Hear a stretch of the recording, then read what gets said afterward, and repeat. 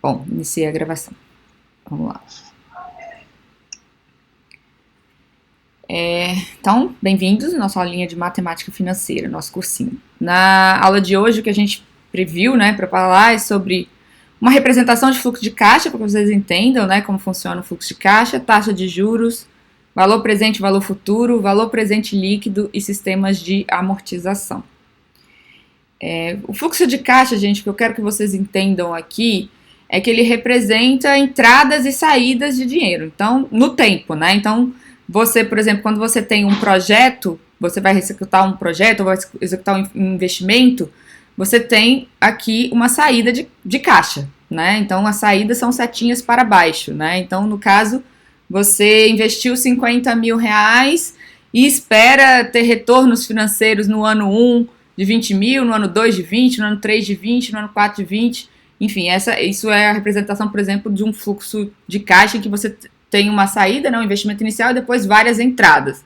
Mas também você pode ter um outro tipo de representação em que você tem uma saída inicial aqui e aí outra saída, e aí que você teve uma entrada com saída, depois entrada, saída, e enfim. Então, isso aqui é uma forma de você colocar em um gráfico a visualização do que seriam esses fluxos de caixas no tempo, né? Falar um pouquinho de taxa de juros, né? Então, Albert Einstein já dizia, né, que o juro composto é a maior invenção da humanidade porque ele permite uma confiável e sistemática acumulação da riqueza, né? Então, nós economistas aqui já sabemos que juros compostos é a mágica da matemática, né? Você tem ali um crescimento pequenininho, mas aí depois ele explode num crescimento exponencial nessa questão de juros sobre juros, né? E como que a gente calcula juros sobre juros? Que a gente, lá nas aulas, que eu até já mandei no Slack, e também tá na pastinha do Google Drive o link, que a gente fez essas aulinhas no Notion para vocês, então vocês vão poder ter o material teórico lá. Eu coloquei vídeos complementares, que tô com dúvida, não entendi direito, coloquei um monte de vídeo do YouTube lá para poder facilitar. Lá eu falo um pouco de juros simples, mas os juros simples não nos interessa aqui. Nenhuma instituição financeira trabalha com juros simples. Juros simples é só para a conta do bar. Eu vou te emprestar, você me paga daqui 2 meses, aí você pode colocar um juro simples ali. Mas, em regra, em finanças, a gente trabalha sempre com juros compostos, né? Então, essa aí é a formulazinha, né, dos juros compostos, essa coisinha bonitinha aí, né, em que o montante, ele é o capital que você colocou no início, né, multiplicado pela taxa de juros elevada ao tempo, né? Então, você tem aí uma taxa I, né? Você tem um tempo, um mês, 2 meses, 3 meses, se a taxa for mensal, né? 1 ano, 2 anos, 3 anos, se a taxa for anual. Então, você sempre tem que fazer essa junção de estar trabalhando com a frequência da taxa na mesma frequência do tempo. Não adianta eu ter uma taxa mensal e jogar um tempo anual, que não vai dar certo essa fórmula aí. Então, tem que estar na mesma moeda, vamos dizer assim, né? No mesmo padrão. Então, se eu estou falando de taxa de juros mensal, eu tenho que falar em tempo mensal, né? Então, se eu tenho uma taxa de juros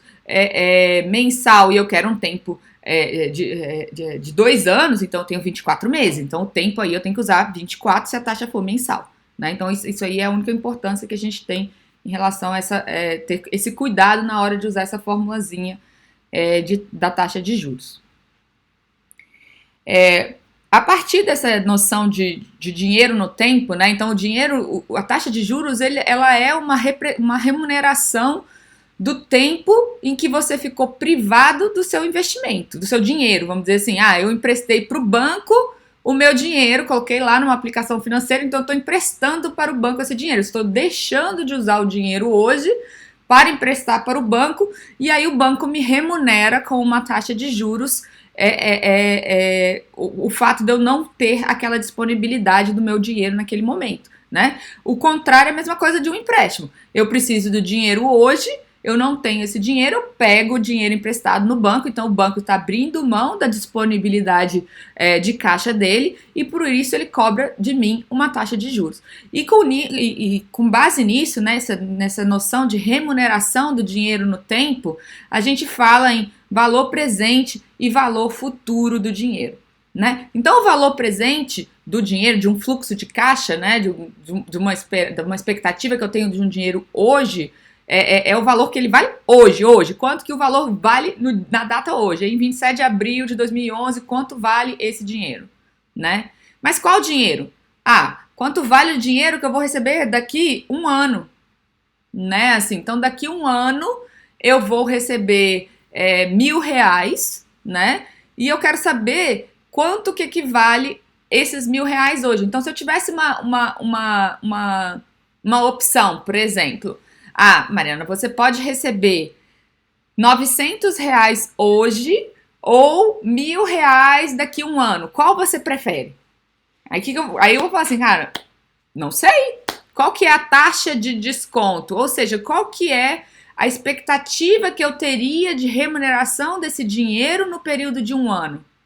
Então, se eu pegasse R$ 900 hoje e colocasse ele no banco ou colocasse ele em algum investimento, quanto que ele iria render daqui a um ano? É mais do que R$ 1.000? Então, eu prefiro R$ 900 hoje.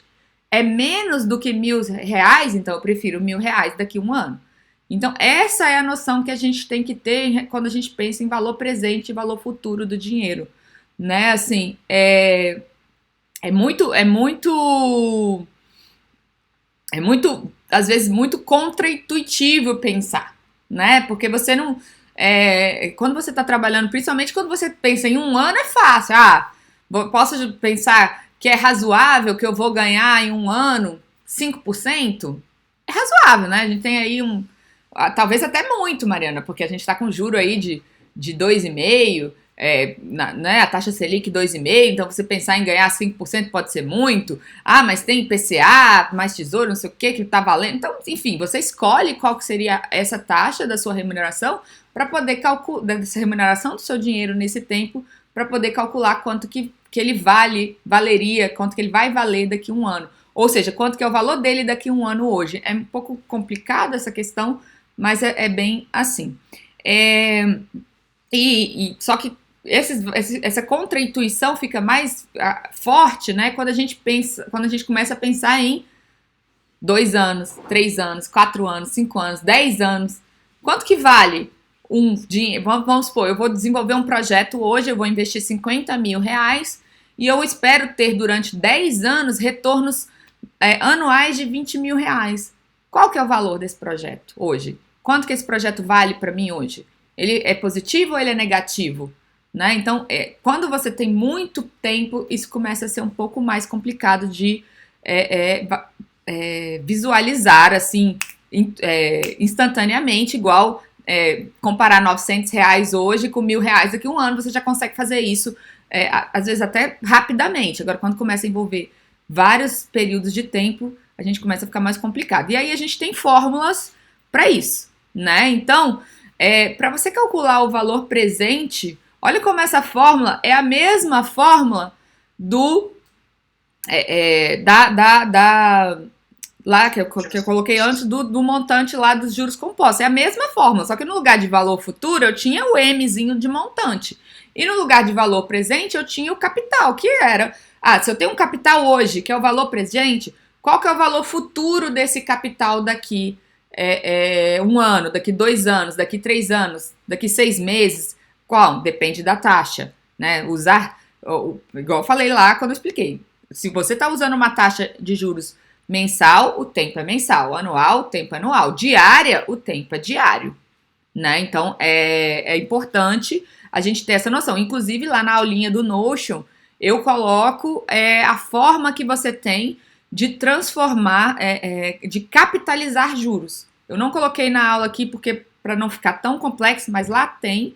E é importante que vocês saibam o que são juros capitalizados. O que é isso? Eu tenho uma taxa anual de 12% ao ano, mas ela é capitalizada trimestralmente. Ou seja, você tem aí mais uma formulazinha de juros sobre juro, que é essa capitalização dos juros. Então, ela fica sendo um pouquinho maior do que esses 12% ao ano, né? Então, essa também é uma jogada que os bancos usam o tempo todo, que é essa questão da capitalização dos juros. Qual que é a forma de capitalização? Tem capitalização diária, né? que é a mais forte aí, em que muda muito essa curva dos juros aí.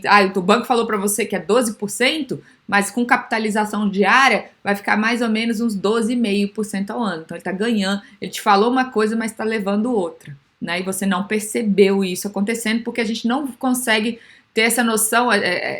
Essa matemática não é tão simples de ser feita de cabeça, então você não vai perceber ele ganhando em cima de você 0,5% ao ano, né? Então essa é a formulazinha aí, que é a mesma fórmula lá do juros compostos. Então se eu quero saber o valor futuro de um investimento, eu vou pegar o quanto eu vou investir hoje e vou aplicar essa taxa de juros no tempo, né? Quanto tempo esse valor vai ficar investido. Agora a gente vai falar de valor presente líquido, né? O valor presente líquido é pegar essa forma que a gente está aqui, olha que lindo, né? Você joga o valor futuro para a direita, joga o valor presente para a esquerda e você fica com a formulazinha do valor presente líquido, né? Assim, então, o valor presente líquido é o valor do futuro, é o valor, por exemplo, qual é o valor presente dos R$1.000 que eu vou receber daqui a um ano hoje? Então, eu vou jogar aí R$1.000 e embaixo eu vou colocar vou escolher qual que é essa taxa de desconto. Mari, a gente escolhe taxa de desconto? Nesse momento, vamos falar que sim. Mas a gente vai ver no curso aqui que a gente calcula qual que é essa taxa de desconto, obviamente, né? Não é no achômetro, não é chutando a taxa. Eu acho que a taxa de desconto é 10% ao ano, não. Nesse momento a gente vai tratar desse jeito, porque, né, é um outro ponto de complexidade do assunto, mas vocês têm essa noção que a gente vai lá na frente aprender a calcular qual que é essa taxa de desconto. Então, é isso. Valor presente líquido é eu pegar o que eu vou receber daqui um ano, daqui 2, daqui 3, enfim, e jogar na formulazinha, né, e calcular quanto que vale hoje esse dinheiro que eu vou receber daqui X anos, né, ou X meses, enfim, dependendo de qual que é a frequência do tempo que você está trabalhando. Aqui eu coloquei para vocês, não assusta, gente, parece feio, mas é facinho, tá? Como que calcula o VPL, né, o valor presente líquido de um projeto, né? Então, a gente tem aqui um investimento inicial, né? Vou investir R$50.000 e eu espero ter uma frequência de fluxos de caixas ao longo do tempo. Então, no primeiro ano, eu vou ter o fluxo de caixa C1, que vai estar descontado a uma taxa X, né? Que a gente, igual eu falei, a gente define agora como sendo a taxa que eu acho que é. Vai estar descontado, por exemplo, a 10%. Então, eu vou ter que C1 dividido por 1,1. Aí, no segundo ano, eu vou ter o C2, e aí eu já vou dividir por 1,2 ao quadrado, porque é segundo ano, e assim sucessivamente. Então, eu vou somando, né? Então, o valor presente líquido, ele eu esqueci aqui, gente, na fórmula, desculpa, ficou um errinho, faltou o menos C0 aqui na frente, mas enfim, esse menos C0 tinha que estar aqui, eu esqueci. Eu vou ajustar lá na nossa planilha lá do Notion, porque eu puxei isso aqui do Notion. Então, o valor presente líquido, ele vai ser, você desconta o seu investimento inicial, né, o C0, e você faz o somatório de todos os fluxos de caixa que você espera receber ao longo do tempo com base nesse investimento, o retorno que esse investimento vai trazer para você no tempo. Eu trouxe um exemplozinho aqui para facilitar, então, a visualização, né? Então, imaginemos que uma empresa queira saber a viabilidade de um projeto em que ela vai fazer um investimento de R$50.000 e espera ter um retorno de R$20.000 pelos próximos 4 anos. A taxa de desconto aqui, igual eu falei, a gente está chutando, eu escolhi 10%. Então, qual seria o valor presente líquido desse projeto? Né? Então, você tem uma saída de R$50.000 e aí você tem 4 entradas, né? São 4 anos de R$20.000. Em matemática financeira, nessas fórmulas de matemática financeira, você sempre vai receber o dinheiro como se fosse o valor um ano antes, no ano seguinte, né? Então, quando eu falo em 4 anos de investimento aqui, então no tempo 0 é o investimento, o tempo 1 é um ano depois. Esse tempo 1 aqui não é o hoje, né? O 0 é o hoje e o 1 é sempre um ano depois. Então, toda vez que vocês pensarem em usar fórmulas de matemática financeira, vocês têm sempre que ter essa noção que esse tempo 1, que o 1, ele já é descontado, porque ele já é um ano depois, né? Então, para você trazer aqui para o ano 0, então, para eu trazer esses 20 mil aqui para o ano 0, eu desconto. Olha aqui os 20 mil aqui no ano 1 sendo descontado para eu trazer para o valor do ano 0. Então, é importante que vocês tenham noção que as fórmulas sempre te jogam um ano para frente, né? Então, os resultados é um ano para frente, né? É lógico que o VPL não, o resultado aqui do VPL, ele é o hoje, porque é o que a gente está calculando hoje. Eu estou descontando, ó, estou trazendo os 20 mil do ano 1 para o ano 0. Estou trazendo os 20 mil do ano 2 para o ano 0, né? Então, essa fórmula aqui te dá o valor de hoje, mas quando você usa aqui se você fosse calcular só, por exemplo, eu quero saber o valor aqui de um projeto, ele está te dando o ano anterior, tá? Quando você tem aqui esses prazos, né? Ele é sempre o ano seguinte, na verdade, não é o ano anterior, desculpa, gente, perdão, o ano seguinte. Então, calculando o VPL, você teve o investimento, então, o investimento inicial sempre negativo. Então, quando vocês estiverem usando o Excel, gente, ou vocês já escrevam o VPL lá, quando colocar na célulazinha, já escrevam o VPL com o sinal negativo, ou na hora de montar a fórmula, coloquem o sinal negativo, porque senão vai dar errado o VPL, né? Lógico, então investimento é um dinheiro que você aportou, então ele é negativo, você colocou aquilo ali, você pagou por aquele projeto, né? Então aí eu tive 20 mil no ano 1, 20 mil no ano 2, 20 mil no ano 3, 20 mil no ano 4, menos os 50 mil iniciais, então eu fiquei com esses 13.400, 13.397,31 de VPL. A análise do VPL é uma análise bem simples. Ela é assim, VPL positivo, o projeto é bom. VPL negativo, o projeto é ruim. É simples assim, né? Você não vai executar um projeto, né, assim, em que você já sabe que ele vai dar prejuízo. Não faz sentido nenhum, né? Então, é lógico que quando uma empresa faz uma análise de projetos, né, de investimento, não usa só o VPL para poder analisar. Agora, VPL dando negativo, você já, né, aquele projeto já não vai funcionar, você já sabe que você vai perder dinheiro com aquilo, a não ser que seja o seu objetivo, que eu não consigo pensar aqui agora em nenhum objetivo para uma empresa fazer um investimento que ela saiba que ela vai ter prejuízo, mas enfim, a análise do VPL, a gente parte desse princípio. VPL negativo, o projeto é ruim. VPL positivo, o projeto é bom. Tá, só uma coisa rápida. Questão do VPL, né? A gente, quando a gente vai fazer uma viabilidade, a gente sempre projeta para 5 anos. Porque a gente consegue ter uma ideia, períodos mais longos eu acho que não faz tanto sentido, dependendo, é claro, do setor da indústria, mas a gente faz com 5 anos. E esses 5 anos, o VPL tá dando negativo, é porque, tipo, sabe, não vai rolar mesmo. Então é nesse período de 5 anos que a gente calcula para ver se é viável o projeto ou não. Mas também, se pegar um VPL de R$1, aí você também começa a desconfiar, né? Não é só porque tá positivo que é que vai dar certo. VPL, ele é o ponto de partida da análise, né? Assim, você parte do VPL, tá positivo? Então vamos ver outros indicadores para ver se realmente vale a pena o projeto, mas ele seria um ponto de partida da sua análise, né? Agora, o cálculo do VPL, gente, só para voltar aqui, quando eu mostrei para vocês, então aqui o cálculo do VPL, ele envolve esse somatório aqui, né? Então, às vezes você pode pensar que essas parcelas aqui vão ser infinitas, né? Assim, cara, mas Maria, aí? Eu tô fazendo um investimento aqui, inicial, vamos supor que você invista... tem uns títulos, eu acho que no governo americano, em que você paga um valor inicial e você tem remunerações perpétuas. Você vai ficando com aquele título, você vai para sempre receber uma remuneração com base nesse título, né? E aí você fala assim, pô, Mário, mas e aí, como que eu vou calcular o VPL, né, desse título? Qual que é o valor presente líquido hoje desse título? Como que eu vou fazer um somatório infinito aqui, né? Então, graças a Deus, né? A gente tem cálculo para isso, né?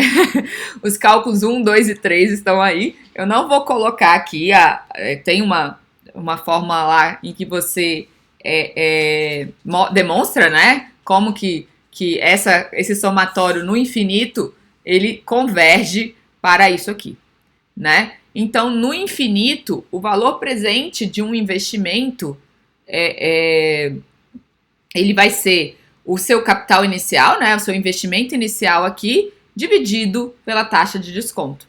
Então, esse é o valor presente líquido de uma que a gente chama aqui, né, no caso, a matemática financeira chama de perpetuidade. Né? Então, perpetuidade é um investimento em que você vai ter retornos eternos. Né? Então, infinitas prestações de retorno. Enquanto você tiver aquele título, por exemplo, a gente pode pensar numa ação. Né? Então, enquanto a empresa existir, né? Então é óbvio, né? No dia que a empresa falir, aí faliu, né? Mas aí quando você compra uma ação, você analisa, você não está pensando que essa ação, que essa empresa vai falir. Então, essa empresa, ela paga dividendos, né? Aí vamos supor que esses dividendos sejam constantes aqui. Né? Esse dividendo é constante, ele é R$10 por ano para sempre.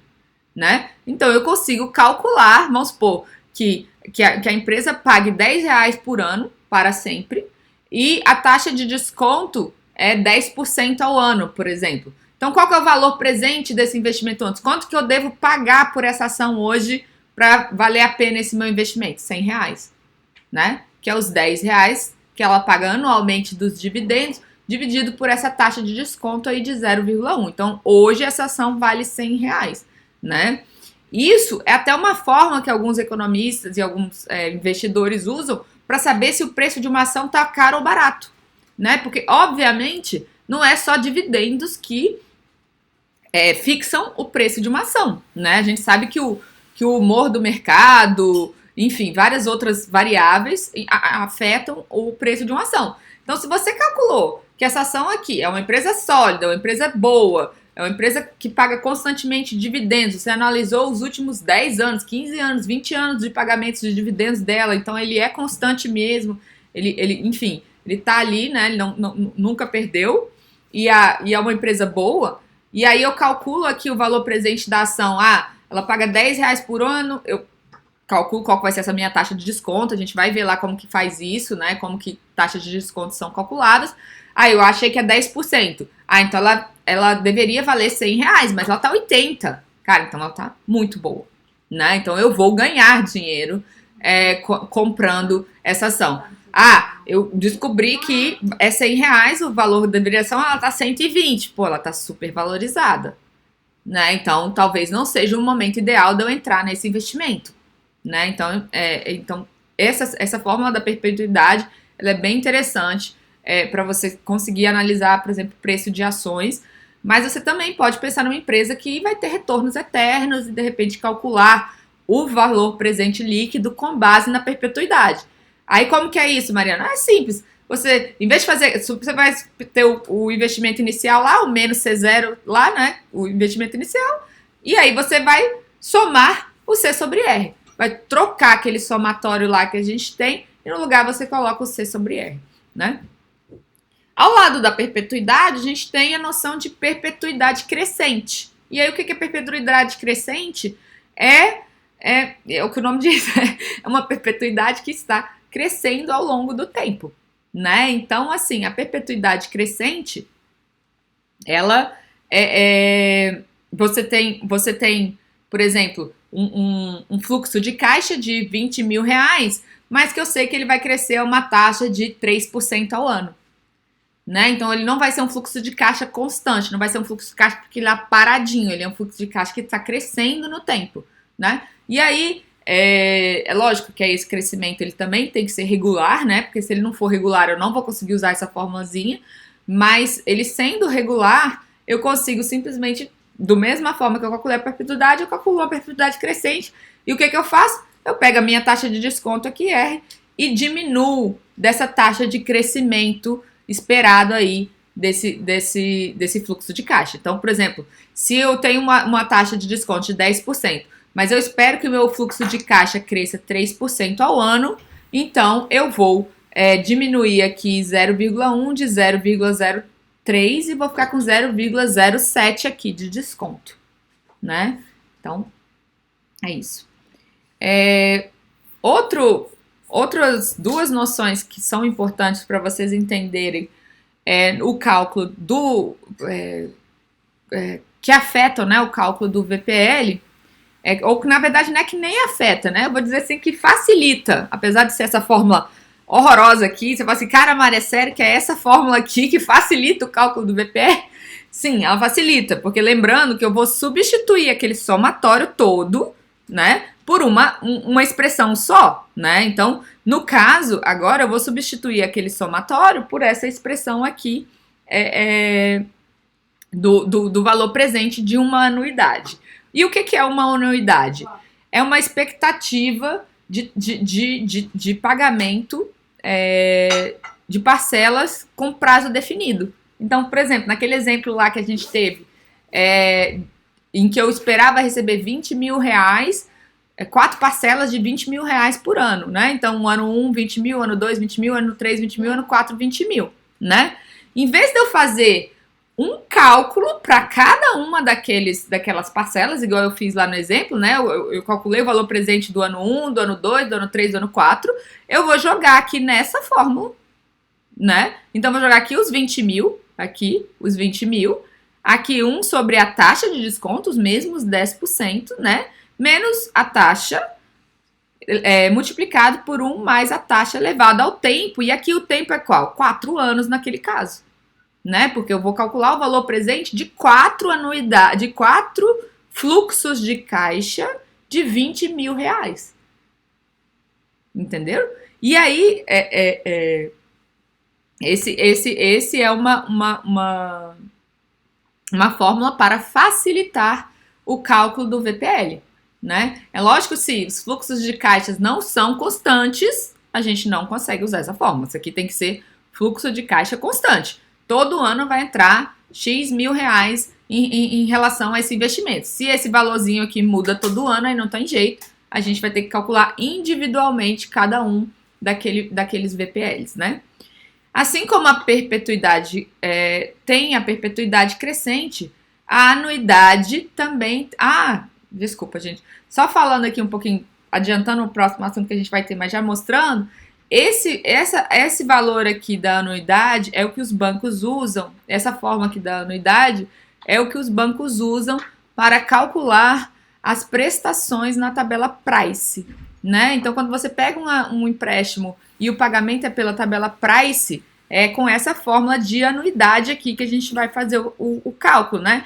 Então, o valor presente é o valor que você pegou no financiamento, então, por exemplo, 100 mil reais, né? Você vai colocar qual que é a taxa de juros que o banco tá te cobrando, e aí você vai encontrar qual que é o valor da prestação. Mas lá na frente, eu vou explicar um pouquinho melhor isso. Mas eu não vou mostrar a fórmula de novo, então eu quis pontuar nesse momento. Então, assim como a perpetuidade, a gente também tem a perpetuidade crescente, em anuidade a gente também tem a anuidade crescente, né? Então, o que é a anuidade crescente? Eu falei, se esse Czinho aqui não for igual todos os anos, não vai dar certo? Mais ou menos, já falei, já vou me desmentir aqui. Se esse Czinho não for igual todo ano, mas ele crescer a uma taxa constante, então, por exemplo, eu espero que os fluxos de caixa de 20 mil reais cresçam a uma taxa de 3% ao ano.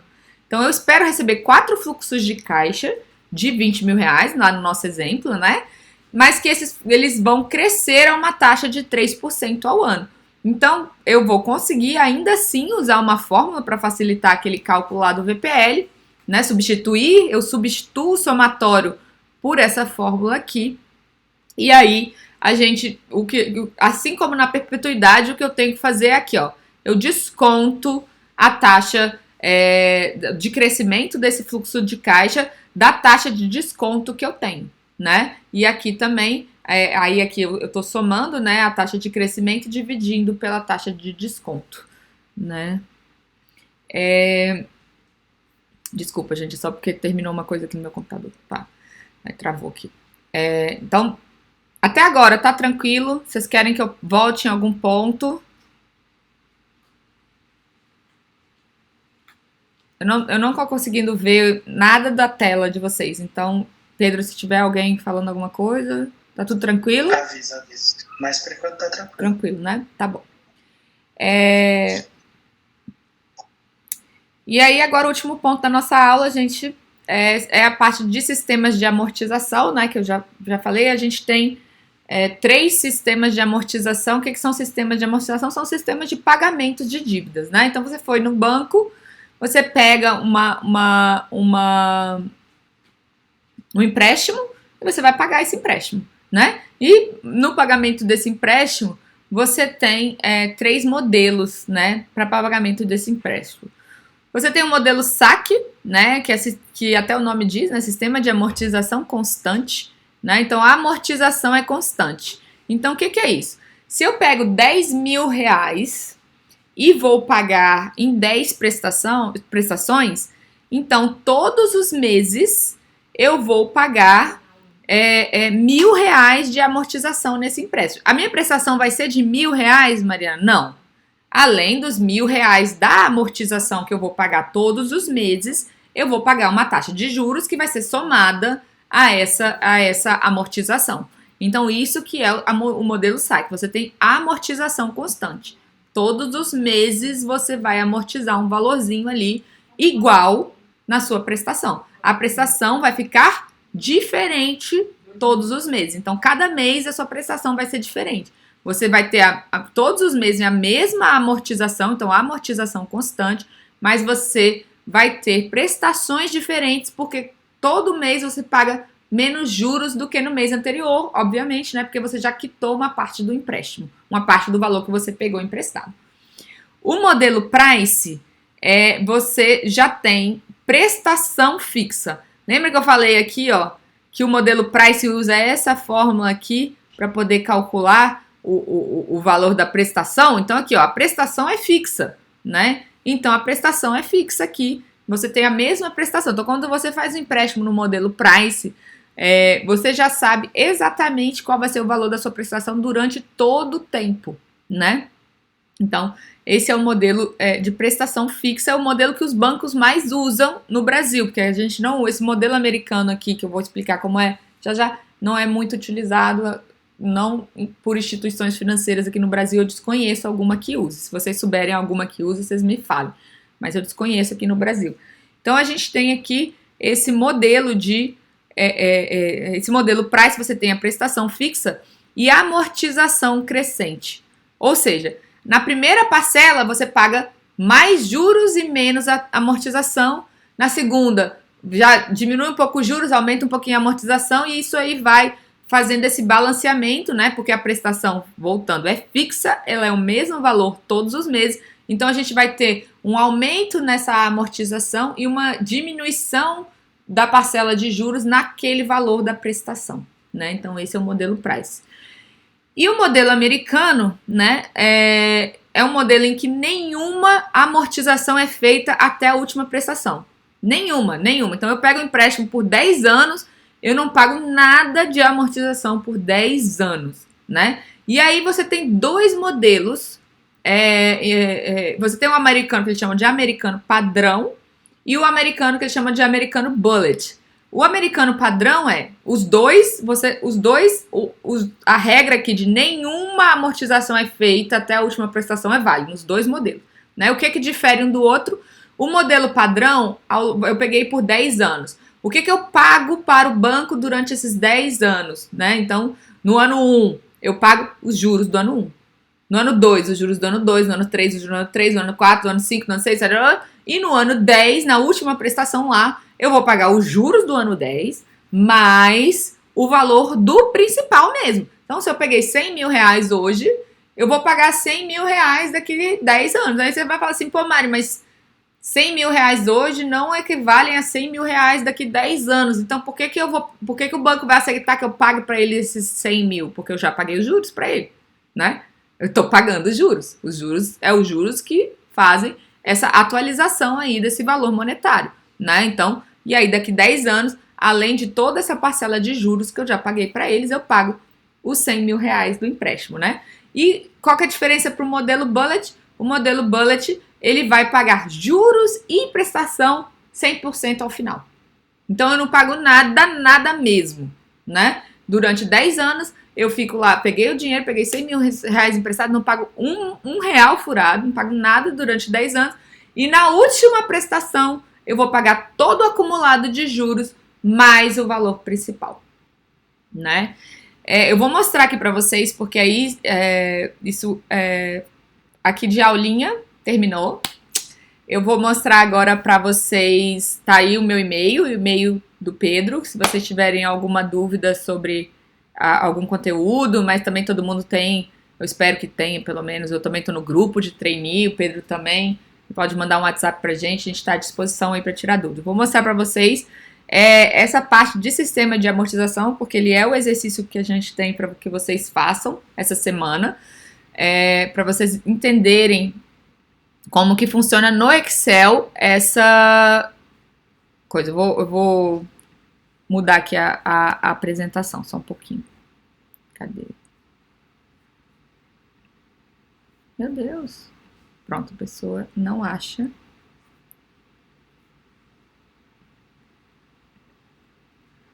Trocar aqui a apresentação e vou voltar. Só adiantando, gente, o exercício é bem tranquilo, é só para vocês fixarem conteúdo mesmo, entendeu? Para vocês não acabarem esquecendo ou deixar batido. Mas mostra aí, Mari. É bem tranquilinho, né? É só para vocês trabalharem um pouco esses conceitos que a gente tratou agora, de valor presente, valor futuro, e usar esses conceitos dentro dessa noção de sistemas de amortização, porque é uma aplicação bem prática de valor presente, valor futuro e VPL, né? Assim, a gente tem aqui, por exemplo, a pessoa pegou 100 mil reais, então eu tô falando aqui, vou falar primeiro do modelo SAC, né? Para vocês entenderem, eu acho que fica mais organizado assim. Então a pessoa pegou 100 mil reais, né? Com uma taxa de juros aqui, ó, de 0,95 ao mês, né? Assim, e ela vai pagar esse empréstimo aqui, ó, em 60 prestações, né? Aí vocês percebam que no modelo SAC, no mês zero aqui que a gente falou, é o mês do investimento. Você vê que o investimento tá aqui, não pago nada de amortização, é o mês zero, é o que eu peguei o investimento. Então aqui tudo zerado. Aí vocês percebam aqui, ó, o SAC eu falei, né, sistema de amortização constante. Então vocês percebam, ó, que aqui é o mesmo valor de amortização durante 60 meses. O que eu fiz aqui? Eu simplesmente peguei 100 mil reais, aqui ó, a formulazinha lá. Eu peguei os 100 mil reais e dividi por 60 prestações, né? Então é isso. E aí vocês vão perceber que lá na 60ª prestação, ó, tá zerado aqui meu saldo devedor, né? Então, a amortização aqui no saque, o sistema é constante. E aí vocês percebam que os valores de juros, ele vai diminuindo ao longo do tempo, né? Então, os juros aqui, esse juros, né? Em relação a esse capital, né? O capital do mês, do mês anterior. Então, eu pago no mês seguinte o valor por ter pego aquele capital durante um mês. Pago de juro o valor. Então, e o valor da minha prestação é o somatório de amortização mais juros, né? Então, é o valor da minha prestação, né? E aí, a gente tem aqui no final o valor total que eu vou pagar por esse empréstimo de juros mais o valor que eu peguei, né? Então, eu peguei 100 mil reais, paguei quase 29 mil reais de juros, né? E aí, o valor total pago para quitar esse empréstimo foi R$ 128.940, numa taxa de 0,95% ao mês, em 60 meses, né? Se eu vou para o modelo Price, em que aqui agora, ó, galera, aquele negócio que eu falei, ó, a prestação aqui é constante, né? Vocês vão ver aqui, ó, até o último mesinho, até os 60 meses aqui, ó, é a mesma prestação, não muda a prestação, né? Então, a prestação é constante, né? E, lógico que isso aqui é aquela fórmula adaptada lá, né? Porque a gente tem que achar o valor da prestação, então, passar para um lado para o outro, não fica tão bonitinho assim. mas é aquela formulazinha do valor presente de uma anuidade, né? Então, mesma coisa, no mês 0 a gente não tem nada, a prestação é calculada com base naquela fórmula lá do valor presente da anuidade, e aí eu vou ter juros e amortização, a amortização crescente, né? Igual eu falei aqui para vocês, ó, a amortização, o valor de amortização dentro da parcela vai crescendo ao longo do tempo, né? E o valor de juros dentro do valor dessa parcela vai decrescendo ao longo do tempo, né? E no final, a gente zerou também aqui, né? E olha lá, o que a gente tem? Por que os bancos preferem tabela price do que saque? Porque ela tem um montante, os juros na tabela price, ela fica um pouco maior, né? Do que na tabela saque. E aí, se você jogar isso para muitos meses de financiamento, vai ficar maior ainda, né? E por fim, a gente tem aqui o sistema americano. Nesse modelo que eu coloquei aqui é o sistema americano padrão, né? Não coloquei o bullet. Vamos trabalhar só com entender o padrão, não tem problema isso. E aí, o que você paga? Você vê aqui, ó, amortização zero, a amortização zerada aqui, ao longo das 60 prestações, a gente tem a amortização zerada. Ela tá todinha aqui no final, né? Na última prestação eu vou pagar toda a amortização. E aí eu tenho todo mês o pagamento dos juros. Então, a minha prestação aqui no sistema americano padrão, ele vai ser juro todo o tempo, né? E no último mês eu ainda tenho uma parcela de juros a pagar e o principal, né? Se isso aqui fosse o sistema bullet, o que ia ter de diferença?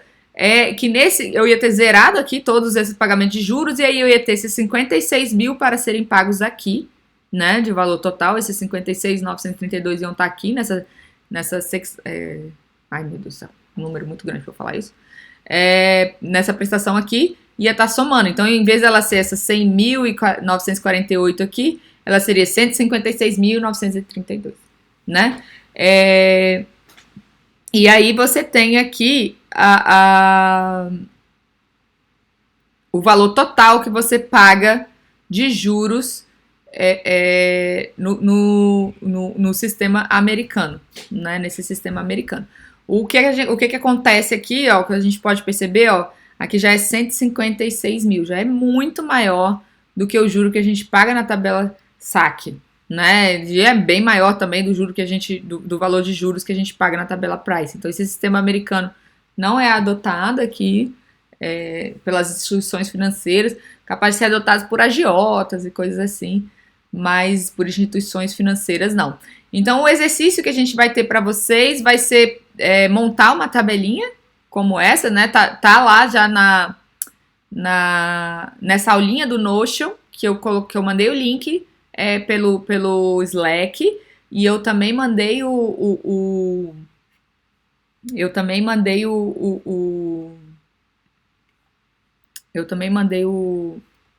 deixei no Drive. No Drive tem, desculpa, gente.